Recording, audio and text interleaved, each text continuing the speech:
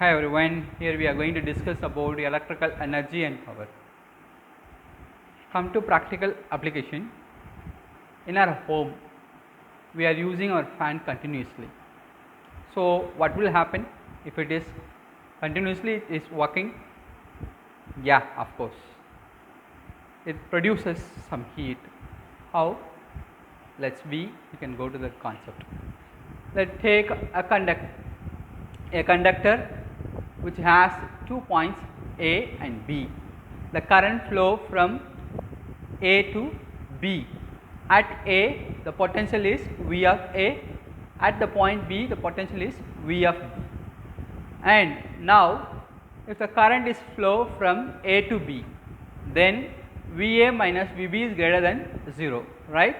And because why, in the sense VA is greater than VB, the amount of charges del Q, okay, the amount of charges del Q is started from the point A and is moving towards point B.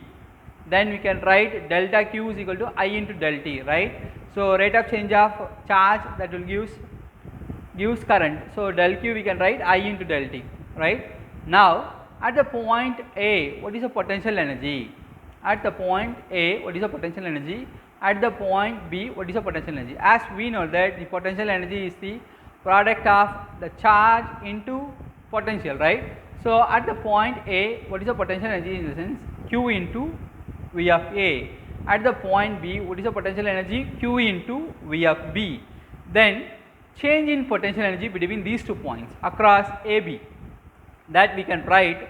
So only the small amount of charges passing from one point to another point, that is del Q, into final potential minus initial position potential.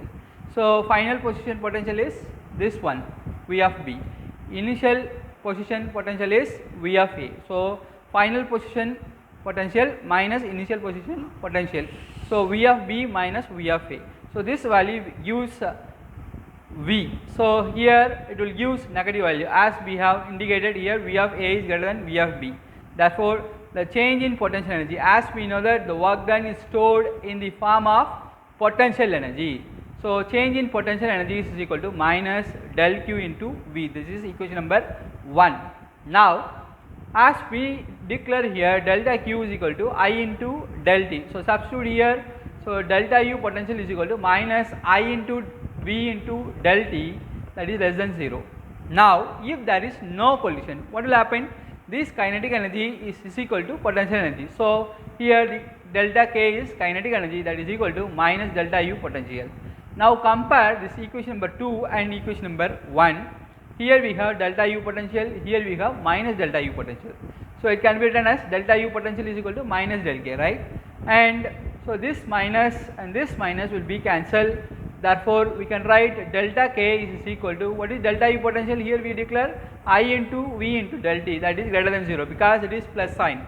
So greater than 0. So once the electrons are drifted from one point to another point, okay, from one point to another point, it get collide with other electrons, even lattice also. Assume that each and every chalk piece is an electron, okay, each and every holes is an lattice. So while applying the electric field, the electron is collide with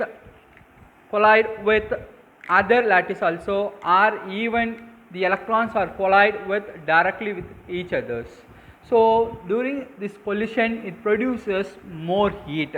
That's what we are getting heat while during our running time, each and every appliances.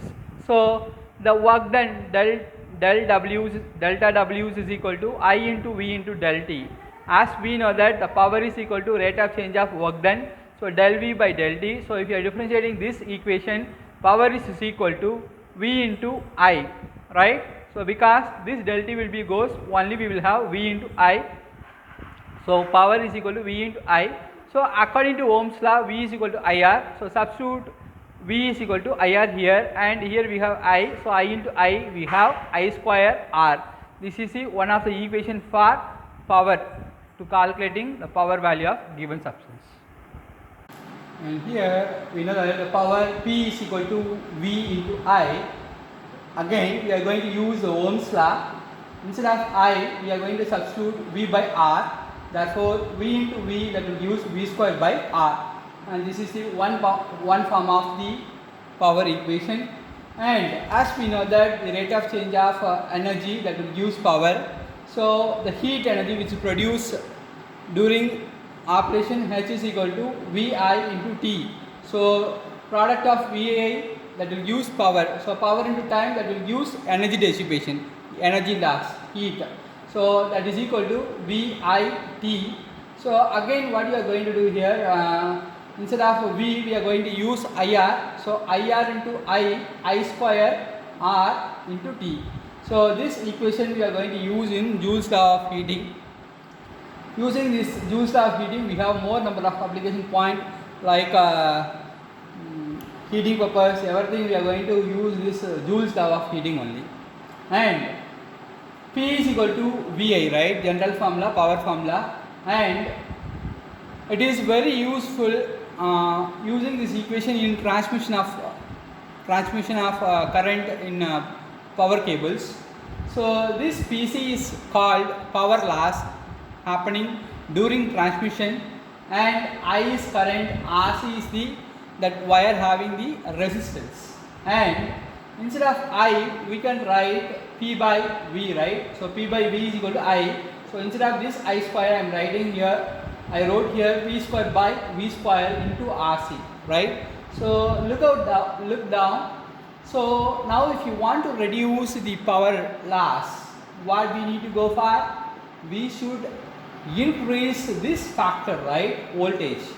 If you are increasing the voltage, high voltage, that's why in transmission cables they are given as danger signals, because it carries high voltage. Okay, right. Now this is a systematic diagram for an electrolyte. In that electrolyte we have negative electrorod and positive electrorod. From that, one end of the positive electrorod is connected with the resistors R. The other end of the resistor is connected with the negative electrode. Now what will happen? The heat dissipated in the resistor R from the source, that electrochemical energy. From that electrochemical, it gains some energy to dissipate it in the form of heat in that resistors R.